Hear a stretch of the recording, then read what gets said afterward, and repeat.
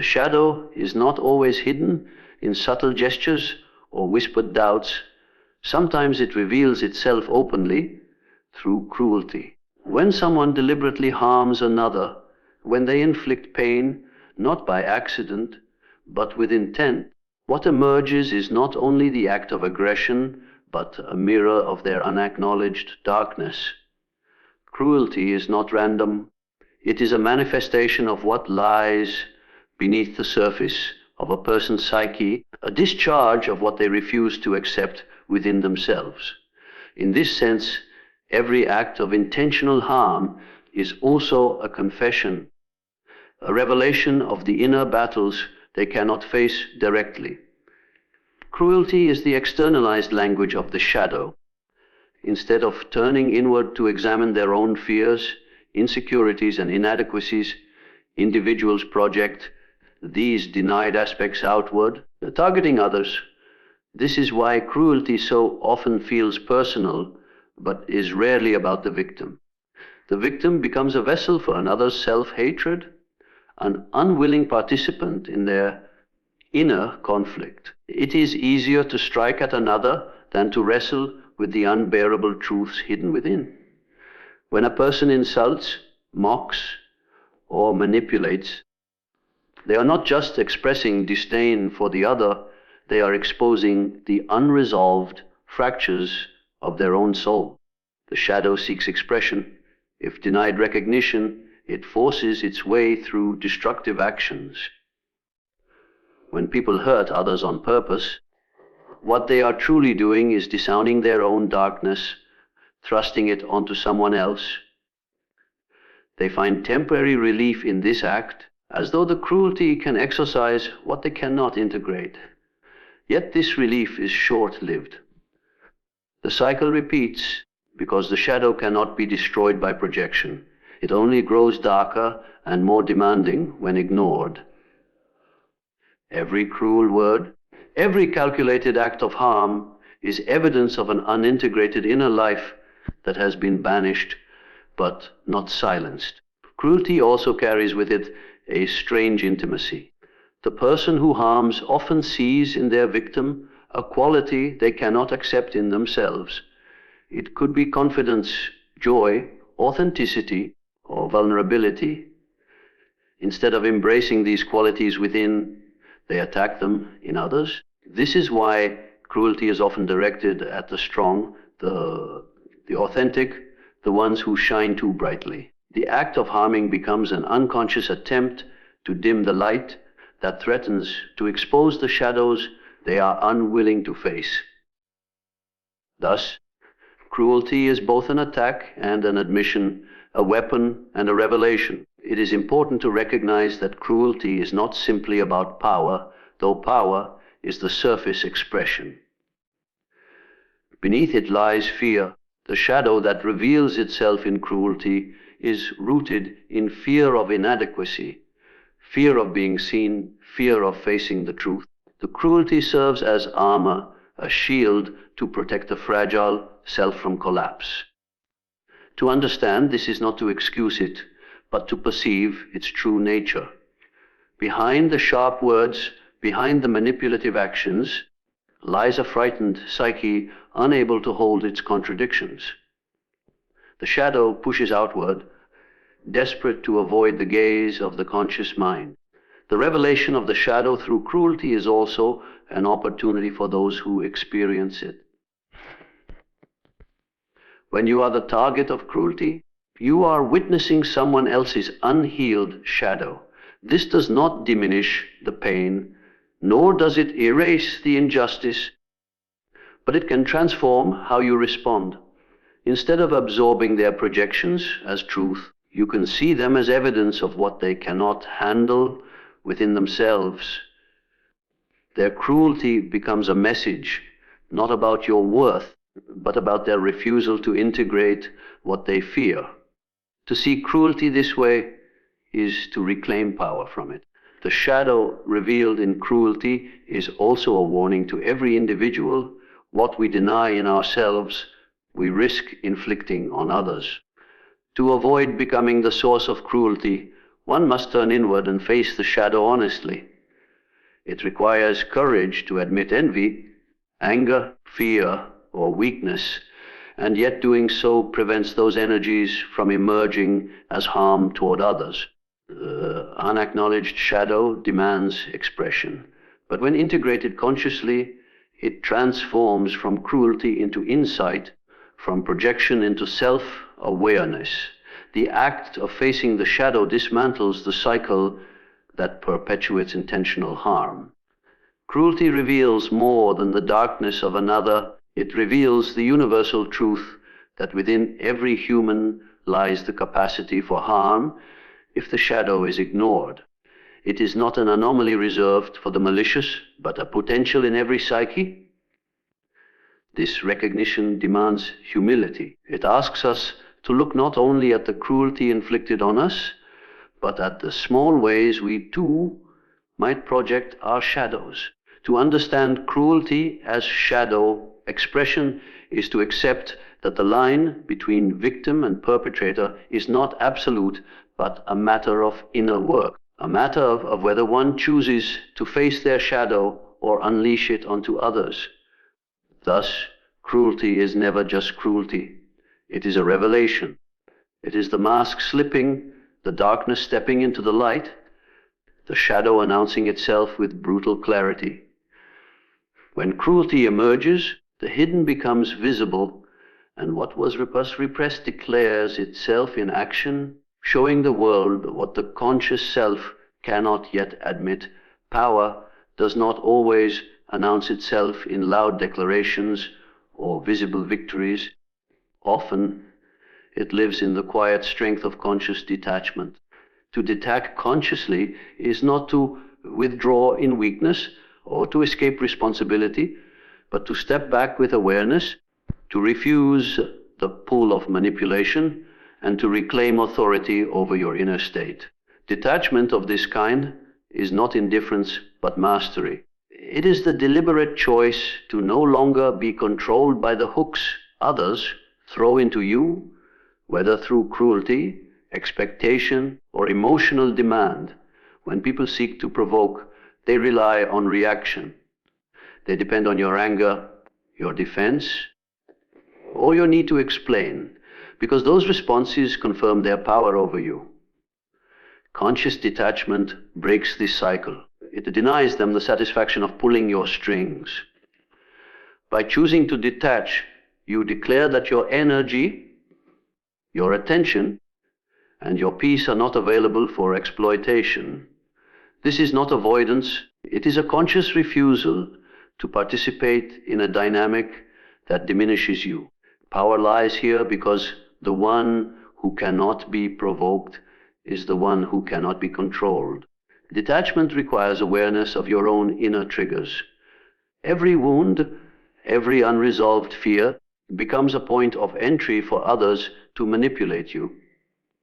When you cultivate detachment, you learn to see these points clearly. You observe where you are most easily provoked and recognize that the reaction is not created by the other but awakened within you. This insight allows you to pause, to breathe, and to separate your identity from the attack. In that pause lies strength. The person who cannot make you react begins to lose their influence, and what once felt like their power is revealed to be only your unguarded vulnerability. Conscious detachment is also an act of preservation. Your energy is finite, and when you spend it defending against every attack or proving yourself to those who seek to diminish you, you become drained and weakened. By detaching, you conserve this energy for what truly matters: your growth, your vision, your peace. The cruelest act of defiance against those who hurt you is not to match their hostility, but to rise beyond it, to move forward untouched, to refuse them access to your inner life. They expect you to collapse, to chase, to beg, to fight. Instead, you step back with dignity and build your strength where their reach cannot touch. There is also a profound clarity in detachment. When you are tangled in emotional reaction, the truth becomes obscured. Their words, their actions, and your pain blur together into confusion.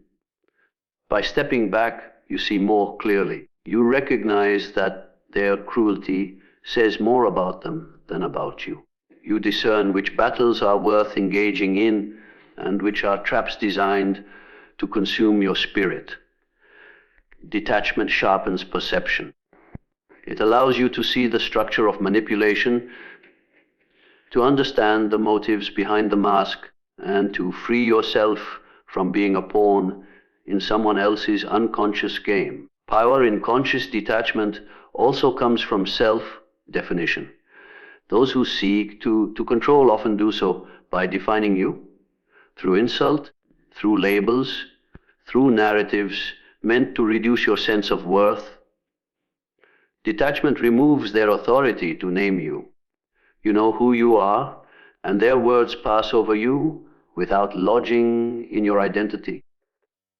You do not absorb their judgment because you no longer need their validation. This freedom from external definition is a source of immense strength, for once you no longer rely on others to confirm your value, you become unshakable. Detachment should not be mistaken for numbness. It does not mean you feel nothing. It means you are not enslaved by what you feel. Pain may still arise when someone harms you, but through detachment, you observe it without allowing it to dictate your choices. Anger may flare, but you do not act from it impulsively. Fear may whisper, but it does not paralyze you. Conscious detachment is the capacity to feel deeply while remaining anchored in awareness, to experience emotion without being possessed by it. This state of balance is a form of power that cannot be taken away. Those who hurt on purpose thrive on reaction. They want proof that they have left a mark, that their words or actions can bend your reality. Conscious detachment denies them this victory. It reveals that their cruelty does not define you, nor does it have the authority to shape your path. When they realize they cannot reach you, when their arrows fall without piercing, they are left with their own unresolved shadow. This is where regret begins, not because you sought revenge, but because your refusal to engage forces them to face what they can no longer project onto you. Conscious detachment is not just a shield, but a foundation for transformation. In detaching, you create space within yourself. That space allows reflection, healing, and the integration of your own shadow. It turns pain into wisdom and wounds into teachers. By refusing to be entangled in another's projections, you turn inward and reclaim what belongs to you. The energy that once went into defense is redirected toward growth. The silence that detachment creates becomes fertile ground for clarity, creativity, and strength. In a world that thrives on reaction, conscious detachment is rebellion. It breaks the cycle of cruelty and projection. It denies others the power to dictate your inner state. It reveals where true authority resides, not in domination over others, but in mastery over oneself. To detach consciously is to step into this authority fully, to hold your energy, your peace, and your dignity as sacred, and to move through life with the unshakable knowledge that no one can control what you refuse to surrender. Strength does not always roar, nor does it always announce itself with forceful words or grand gestures. More often, true strength is silent, steady, and unshakable. The loud display of power can deceive, but it is in the quiet endurance, the composed restraint, and the refusal to be rattled that strength reveals its most authentic form. Silence is not weakness, as many assume. It is the disciplined choice to let actions, presence, and resilience speak in ways noise never can. The loud person often confuses volume with influence. They raise their voice, assert dominance, and attempt to overwhelm others with sheer force of presence. But this is not true power, it is compensation. Those who must shout to be heard, those who must impose to feel secure, often betray the fragility hidden beneath the noise. In contrast, silent strength carries itself effortlessly. It does not need to prove, argue, or demand acknowledgement because its power is intrinsic. It is the calm in the storm, the unwavering gaze that unsettles, the quiet decision that reshapes everything without fanfare. Silence has its own gravity. It creates space where words cannot reach. When someone attacks with insults or cruelty, the loud reaction is expected. They want to see you break, defend, retaliate. But when you meet aggression with composed silence, you deny them control. They feel the weight of their own words bounce back at them, unanswered and unresolved. Your silence becomes a mirror, forcing them to confront their own shadow without distraction. It is in these moments that strength shows itself not by domination, but by stillness that cannot be moved. Silent strength is deeply rooted in self-knowledge. The person who knows who they are has no need to explain it endlessly. They do not live to convince others of their worth or their power. They simply embody it. The loud demand recognition, the silent already possess it. This is why silence unnerves the insecure. It exposes the emptiness of noise and the desperation behind the need to be heard at all costs. Silent strength radiates authenticity, and authenticity cannot be faked or fabricated. Restraint is another dimension of silent strength. It takes little effort to explode in anger, to retaliate impulsively, to meet insult with insult. But it takes immense discipline to hold one's composure, to channel that energy inward, and to choose wisely rather than react wildly. This restraint is not suppression, it is direction. It is the recognition that not every battle requires your engagement, not every provocation deserves your response, not every attack needs your retaliation. By refusing to be dragged into chaos, silent strength preserves energy and redirects it toward what truly matters. The silent kind of strength also speaks through endurance. Life's greatest challenges are rarely overcome by dramatic outbursts or loud declarations. They are met in the quiet persistence of daily resilience. The choice to keep moving forward despite pain, the willingness to stand tall without recognition, the ability to endure without complaint. Those who appear unshaken are not devoid of struggle, they are masters of it. They fight their battles inwardly, and their silence becomes the testament to victories unseen. Endurance in silence is perhaps the most profound expression of strength because it reveals stability when everything else trembles. Silent strength also transforms relationships. Loudness often escalates conflict, but silence creates space for reflection. When one person refuses to be drawn into reactive noise, the dynamic shifts. The manipulator loses their grip, the aggressor feels their emptiness, and the conflict burns out without fuel.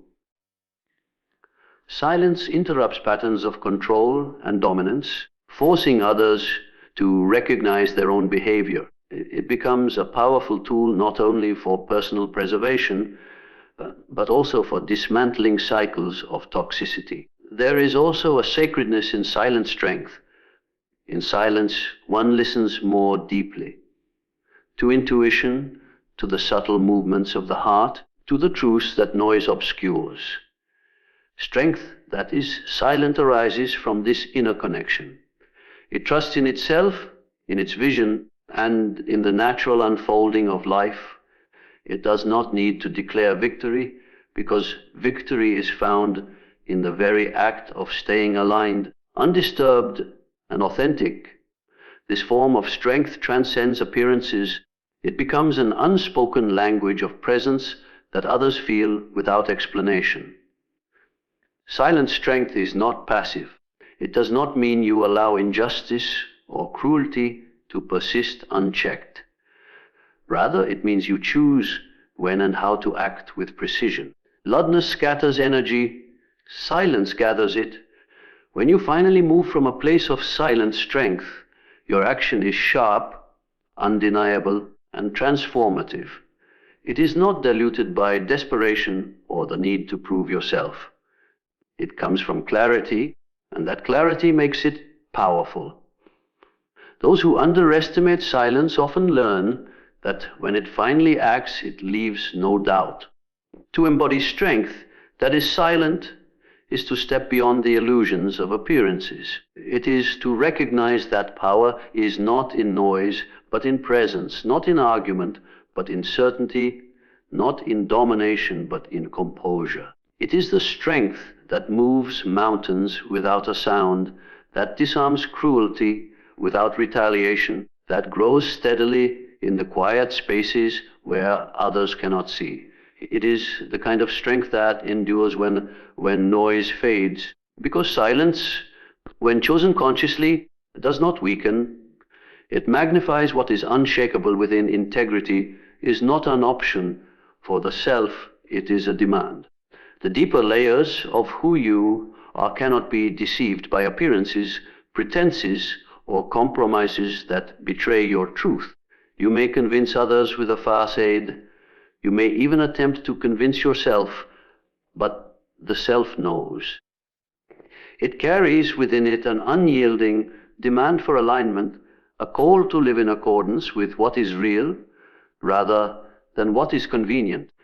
To ignore this demand is to fracture within, to feel the persistent dissonance of living a life that does not reflect what the soul recognizes as true. Integrity is not about perfection, it is about wholeness. To live with integrity is to gather together the scattered parts of your being.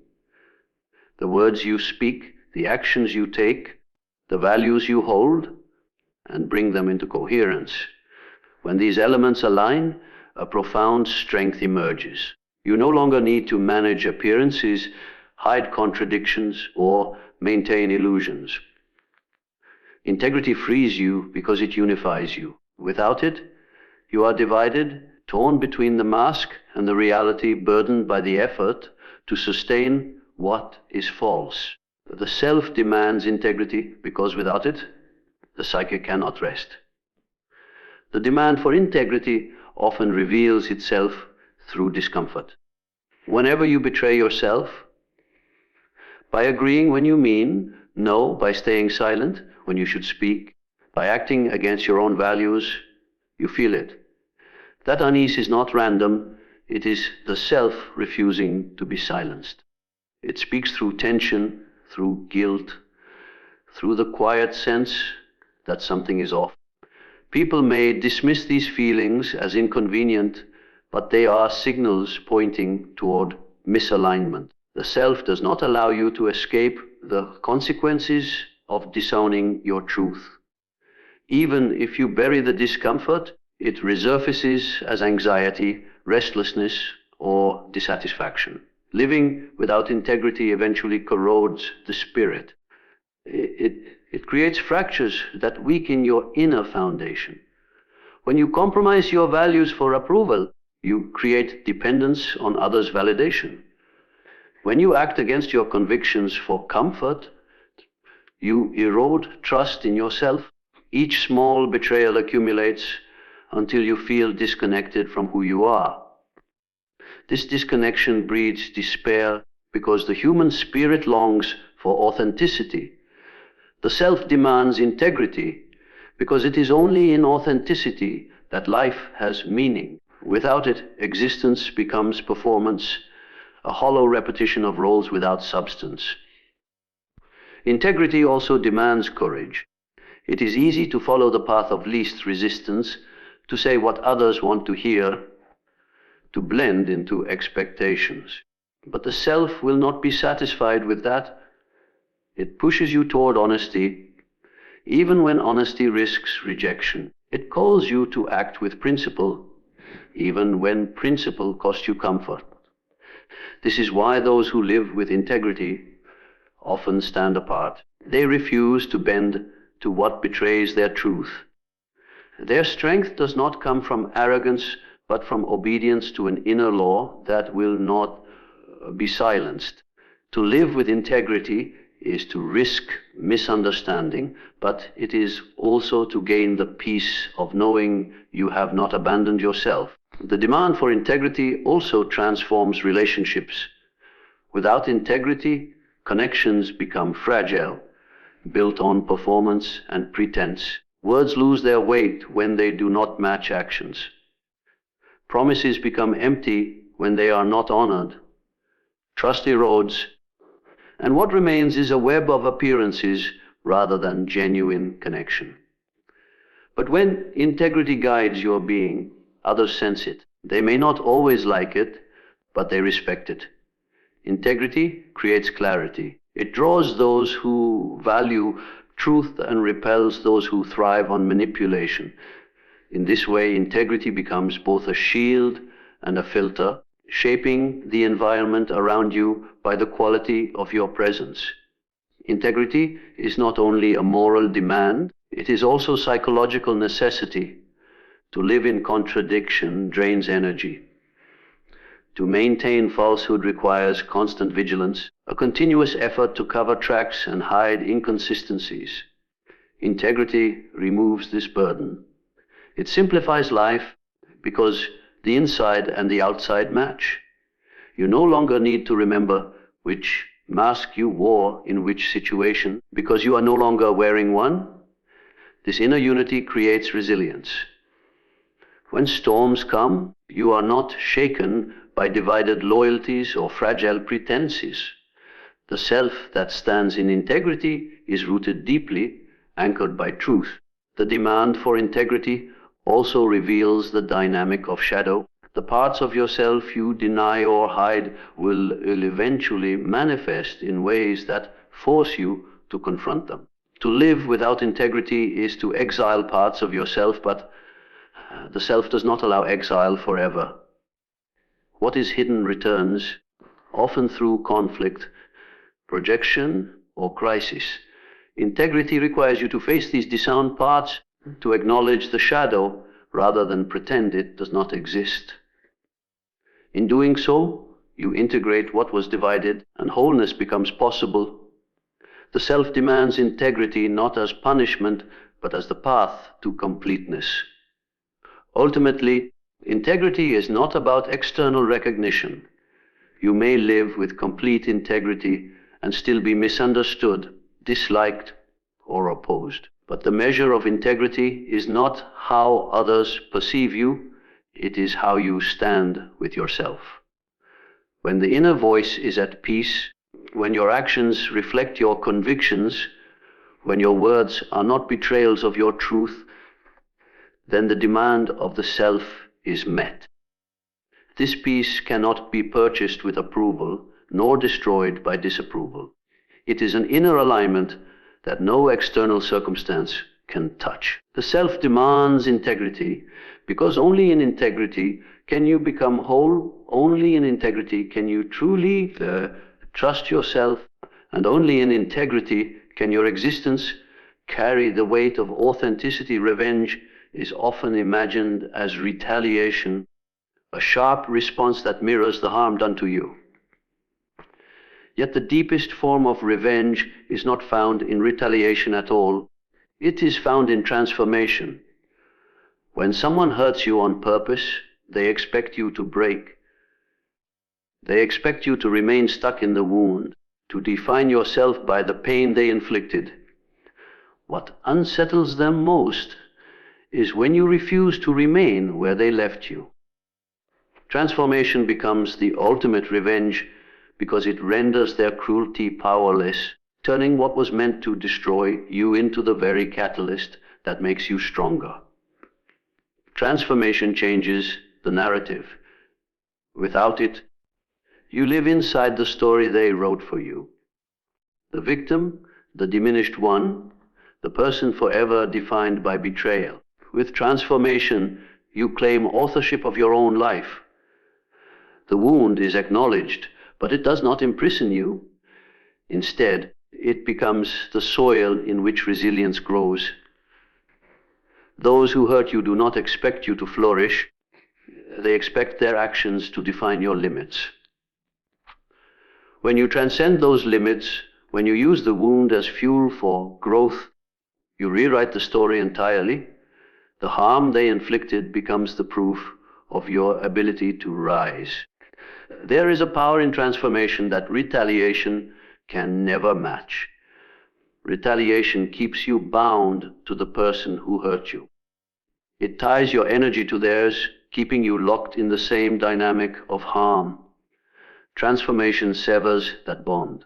It turns your focus inward, reclaiming the energy that would have been wasted on vengeance and using it instead to build strength, clarity, and freedom.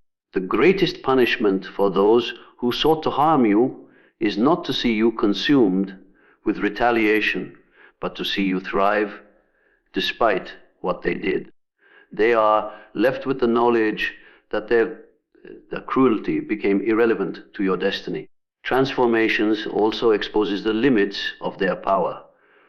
Cruelty seeks to control, to shape how you see yourself and how you live. When you transform, you show that their control was never absolute. You reveal that they could wound but not define you, that they could strike but not destroy you. This revelation is devastating to those who believed they held power over you. Their sense of control collapses when they witness you become stronger precisely because of what they tried to take from you. In this way, transformation not only frees you, but also dismantles the illusion of their dominance. The process of transformation is not simple. It requires facing pain directly, acknowledging the depth of the wound, and refusing to let it become the endpoint of your story. Transformation means allowing suffering to teach rather than consume. It means turning anger into clarity, grief into wisdom, betrayal into boundaries. Each scar becomes a symbol not of defeat, but of survival. Those who hurt you expect scars to mark your ruin. Instead, transformation turns them into marks of honor, proof that you endured and grew. This quiet reversal unsettles them more than any retaliation ever could. Transformation also shifts the balance of dignity.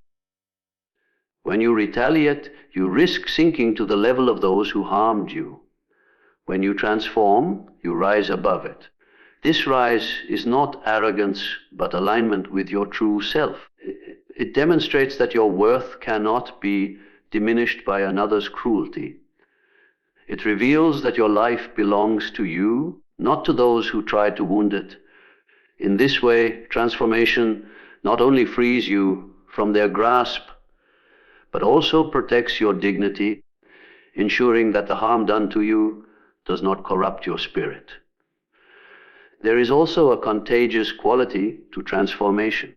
When others witness someone rise from harm stronger than before, it challenges the very idea that cruelty wins. It offers proof that pain can be turned into power, that wounds can become the beginning of wisdom. Your transformation becomes a silent rebuke to those who harmed you and an inspiration to those who may be struggling with their own pain. The one who transforms carries more than personal strength. They become a living example of resilience, unsettling the cruel while empowering the wounded. Transformation is the ultimate revenge because it leaves no room for bitterness to define you. Bitterness binds you to the past, keeping you reliving the wound over and over. Transformation integrates the past, but refuses to be imprisoned by it. You remember, but you are not chained. You acknowledge, but you are not defined. This is a victory that retaliation cannot achieve, because retaliation always feeds the wound, while transformation transcends it. The cruel may wait for your collapse, but transformation delivers the opposite, the sight of you unbroken, expanded, and beyond their reach. To transform is to reclaim authorship over the self. It is to take what was meant as poison and transmute it into medicine. It is to grow so much that the wound becomes a footnote rather than the centerpiece of your story. Those who sought to harm, you wanted to mark your ending. Transformation proves that what they wrote as an ending was only the beginning of your rise.